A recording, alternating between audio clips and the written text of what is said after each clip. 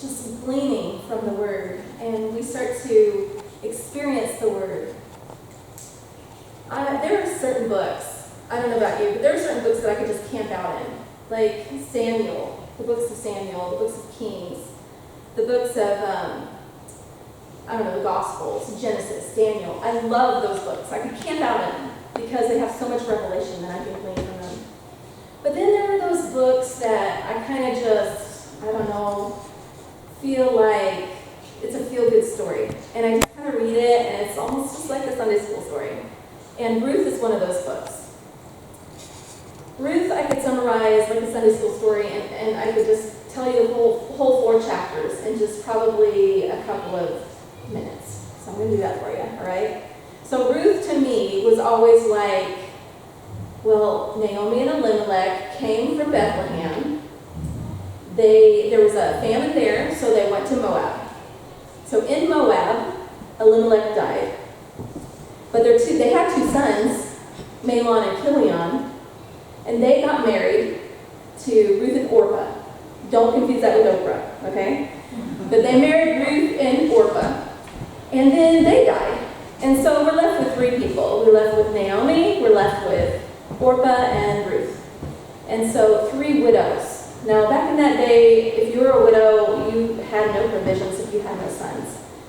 And so Naomi said, girls, come on, let's go. Let's go back to my hometown of Bethlehem. The famine's over there now, and there's bread there. So let's go. And so they started off, and Naomi stopped them. And she's like, wait a minute. Girls, don't go back with me. Go back to your mother's homes. Go back to your family, your land, your people, your gods, because I don't have anything I can offer you. I can't have any more sons. There's no way. Even if by some miracle I did, would you wait for 20 years for them to grow up and marry them? So she said, go. And they both insisted, no, we want to go with you, Naomi. And so they were going to go, and Naomi goes, no, I insist. Go back home to your mother's homes. And so Orpah just said goodbye. She kissed her goodbye and went back home. But Ruth stayed. Ruth declared her commitment to Naomi, and she decided, I'm going to go with you. So that's in a nutshell.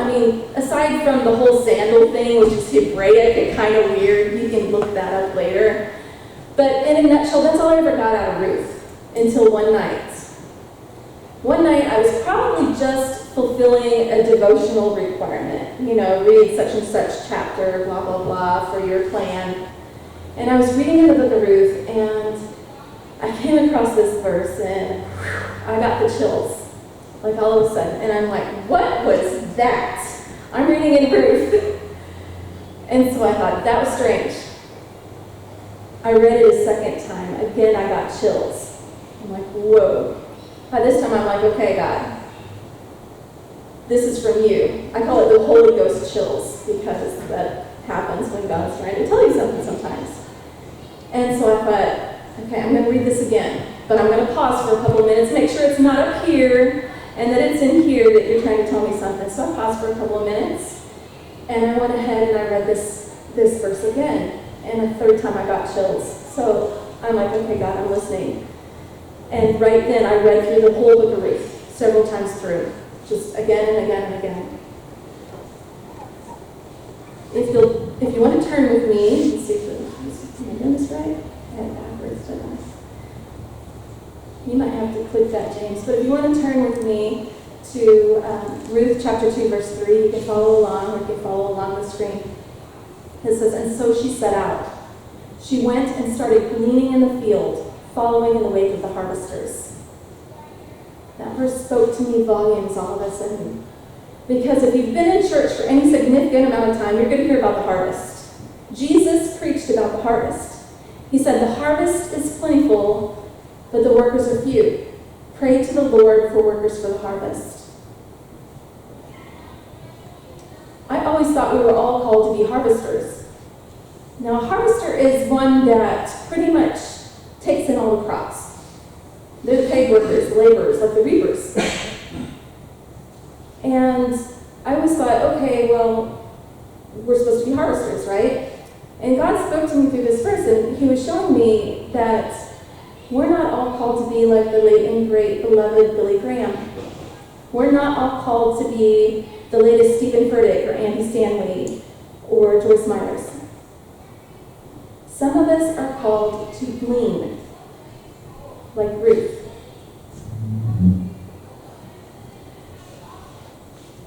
Ruth gleaned. She had compassion, and it was coupled with commitment. To glean your compassion must be coupled with commitment. You all have been there where someone's shown you compassion, but they didn't have commitment. Or they've been committed to something and didn't have compassion.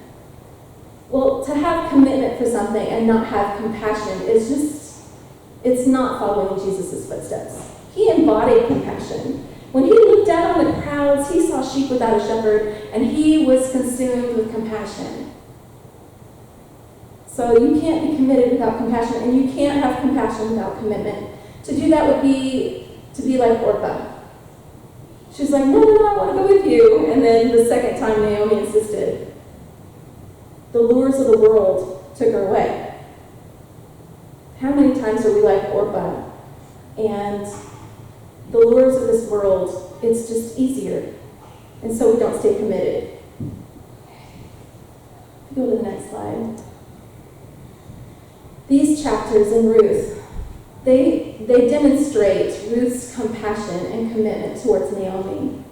They're actually verses that are used in wedding ceremonies. And they're the very attitude that the church should have towards Jesus Christ. Ruth 1:16-17, but Ruth said, do not urge me to leave you or turn back from following you. For where you go, I will go, and where you lodge, I will lodge. Your people will be my people, and your God my God. Where you die, I will die, and there I will be buried. Thus may the Lord do to me, and worse, if anything but death parts you and me. She had tremendous compassion and commitment for Naomi. Ruth not only had compassion and commitment, but she demonstrated humility. To glean, you must be humble. She was humble. She was going as a foreigner to a strange land where she would glean. She wasn't going to be a paid laborer. She wasn't going to be a reaper. She would be a gleaner. To be a gleaner means that you work without pay. Your work is your pay. And you gather up what's been overlooked, left behind, damaged, or dropped. To me, that is so profound because that's exactly what God is calling his Christians to do today. There are millions of people out there that have been overlooked, left behind, damaged, and dropped. Did Jesus care about those people? Of course he did. They were the very types of people he hung out with. And you often won't find them in a church pew or sitting in a church because they've either been burned by church or they become self-sufficient because they've been so overlooked or damaged, they feel like they don't need anyone or anything higher. So they might be the coworker that you work with. They might be the student you sit next to in class. They might be the person in the checkout line by you. So we have to ask the Lord for eyes to see these that have been overlooked, damaged, dropped. Excuse me.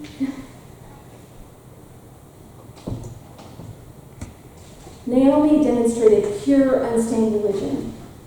James 1:27 says, pure, unstained religion, according to God our Father, is to take care of orphans and widows when they suffer, and to remain uncorrupted by this world. She did exactly that. She was a widow herself, but she was taking care of her widow mother-in-law, going to this strange land, being a foreigner. To glean, you also must be willing to go to the edges of the field to gather. These people that are overlooked and damaged and dropped so much that they've become self-sufficient, that they won't come into the church walls, means that we have to go out there. We have to do outreach. We have to meet them where they're at.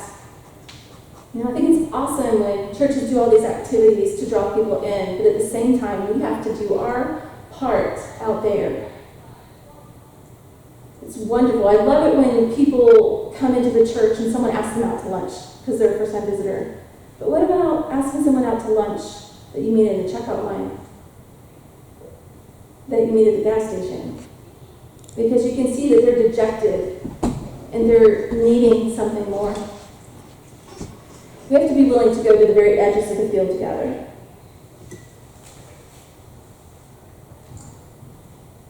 I like John 6:12, and it has a lot of meanings to it. It has multiple meanings, and I've looked up a lot of commentary on this very verse. And while it means certain things, the Lord was showing me something with this verse when I was, kind of researching Ruth. It says, "And when they had eaten their fill, he told his disciples, 'Gather up the leftover fragments, that nothing may be lost.'" And then there were like 12 baskets left over. I mean, some people will sit here and they'll see this verse and they'll be like, well, that means that there's enough for the Gentiles too. Yes, it means that. There's enough grace for others, not just the house of Israel, but that word gather stood out to me. Gather up the leftover fragments. And I thought of Ruth, and I'm like, yeah, that's what she was doing. She was gathering up those leftover fragments, those overlooked, broken down fragments. The broken people. Here in a little bit, I'm going to share about a global ministry that I'm very passionate about, and that I want you to watch this video because it's amazing. But I want you to ask yourself this morning, how can I gather up the leftover fragments that nothing may be lost? For you, that might mean getting out of your comfort zone, talking to students that you normally wouldn't talk to, talking to someone in a restaurant or a gas station that you normally wouldn't approach. Are you called to be a gleaner like Ruth, to abandon it all for the cause, to love the poor and afflicted, to gather the leftover fragments so that none may be lost? There are so many people out there that have been broken and hurt by the church, by the world, by so many things. Pastor Kevin brought up some really interesting statistics the last few weeks, and he was talking about there was, in a 3-mile radius, over 17,000 some people, is that right? 17,113 that don't have a church home. To me, that blows my mind. I remember a time when Branson was like less than 10,000, or around 10,000 people. It probably still says that on the sign. I don't know, I haven't read it. And I'm like, wow, that's a lot of people that don't have a church home. Why is it that they don't have a church home? So it made me think, I'm going to look up some statistics, and these aren't the most current, but it's the most current I could find. This is from an official 2017 status report on Missouri's substance use and mental health. It says a 2017 status report, but it actually has figures for 2015 and 2016, because that's how they do it. But just here in Taney County, in 2016, there were 228 DUI arrests,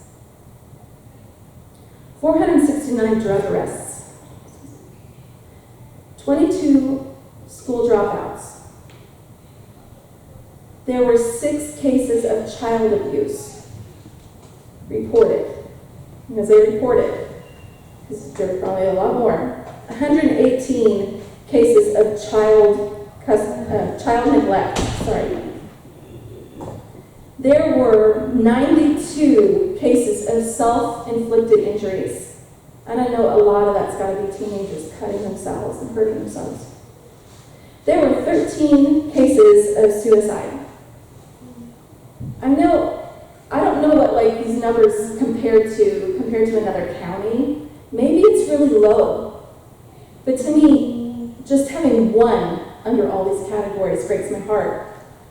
Because each of these numbers represents, and just like the 17,000, it represents someone that's broken, or hurting, or overlooked, or lost.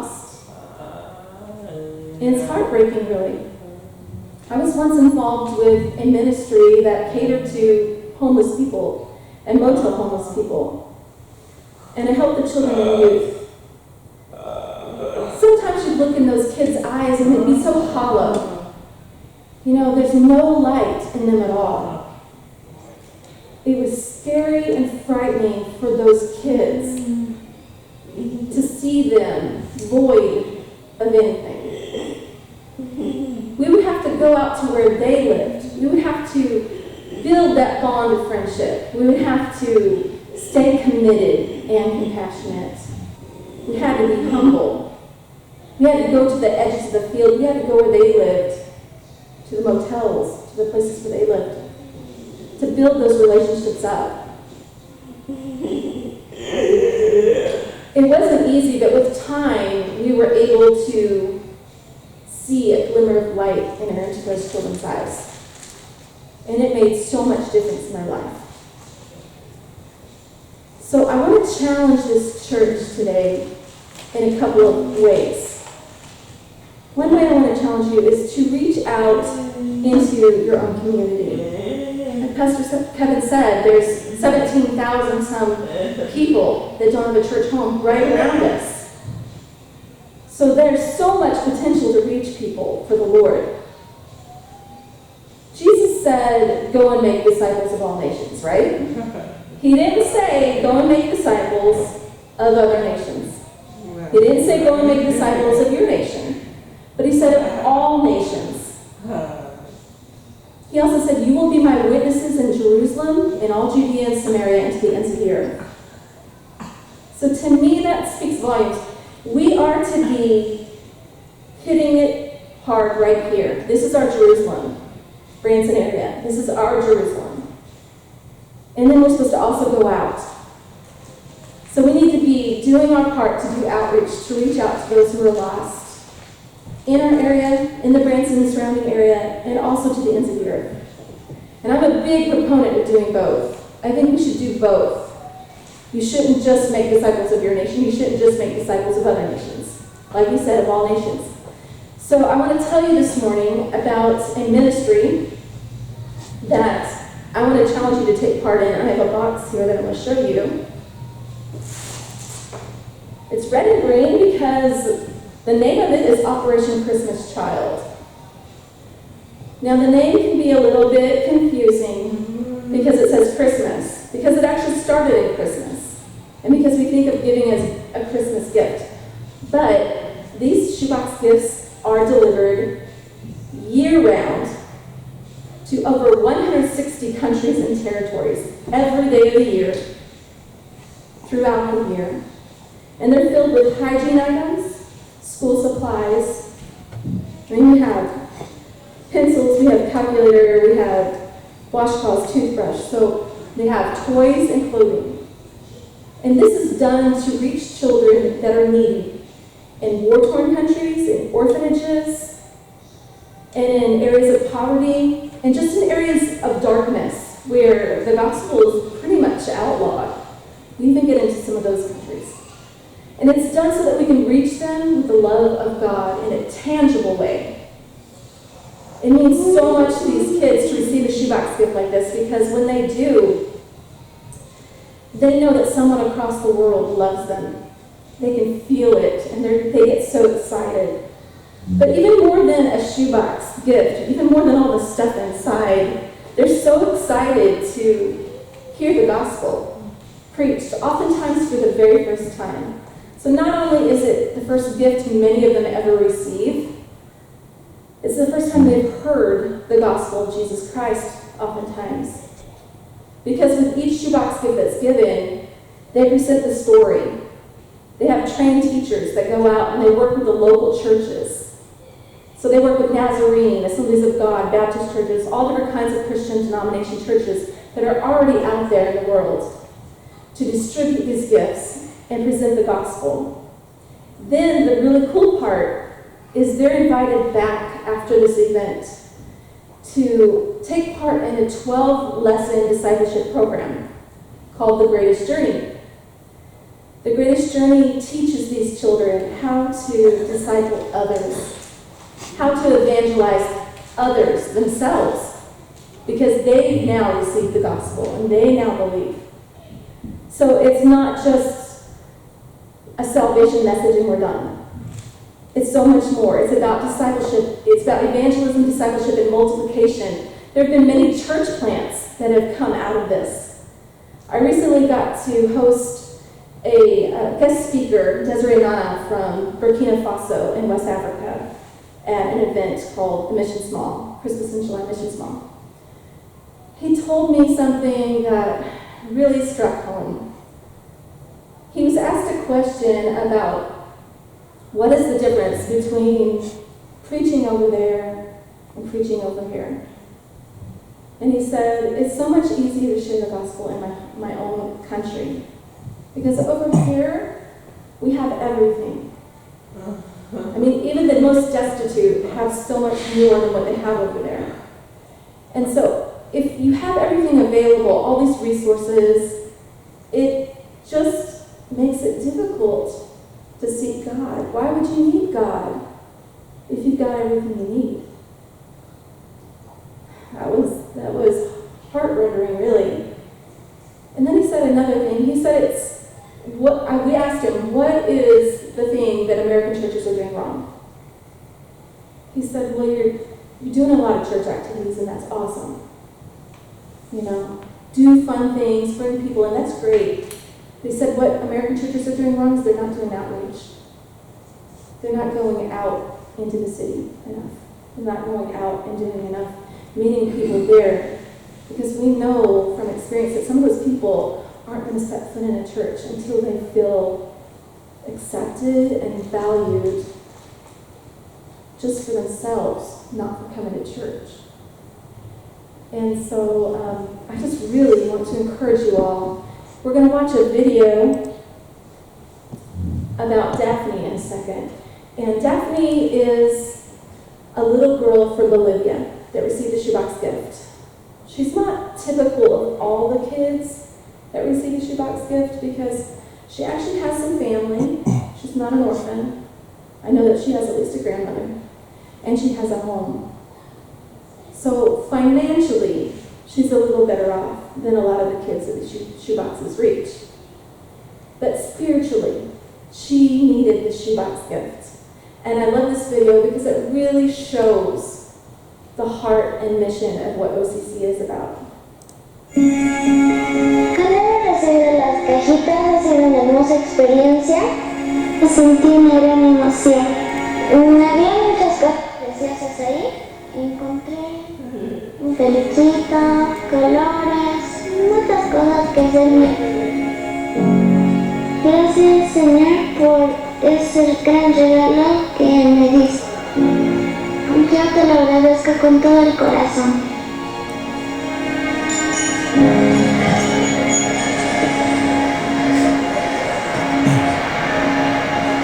Mi abuelita, que es como mi mamá para mí. Mi abuelita y yo leemos La Gran Aventura juntas. Mi parte favorita de La Gran Aventura fue cuando Dios hizo la creación. Antes, cuando yo no conocía a Jesús, mi vida no tenía sentido porque no tenía a alguien a acudir. Pero como he conocido a Dios, siempre tenía a alguien a mi lado. El tener a alguien a mi lado me hace feliz. Dios es lo mejor que a mí me ha pasado en esta vida. Ha cambiado mi vida y a mi familia. Dios nos ama tanto, más que a nadie, y por eso dio la vida por nosotros.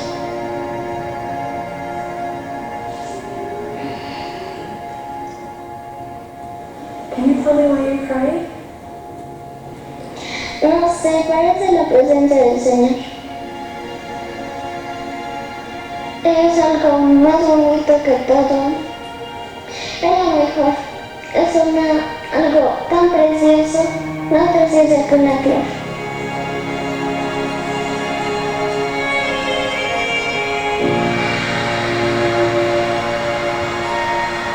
Gracias por todo lo que tú me das. y yo sé que tú proveerás a mi familia y a mí. Ándale, Jesús, amén. That video gets my heart every time I tear up, because that little girl experienced the presence of God because of the greatest journey, because of Operation Christmas Child, going out and reaching her with a simple shoebox gift. Now, I don't know about you, but I have a passport, and I'm excited. I'm like, send me, Lord, but I don't have the finances right now to go. But you can go just through sending a shoebox gift. It's that simple. And they're going to receive the gospel no matter what. So I really want to challenge you to partner with this ministry this year, and also find ways that you can go out and gather the overlooked, the damaged, the dropped that are in our community. Because like Daphne said, before I had God, I didn't have anything. You know, I didn't have anyone I could turn to. I didn't have anyone I could lean on. And now that she has God, she has somebody by her side, she says. I think that's just simple and amazing, and it's wonderful. And so I want to ask the worship team to come up if they could.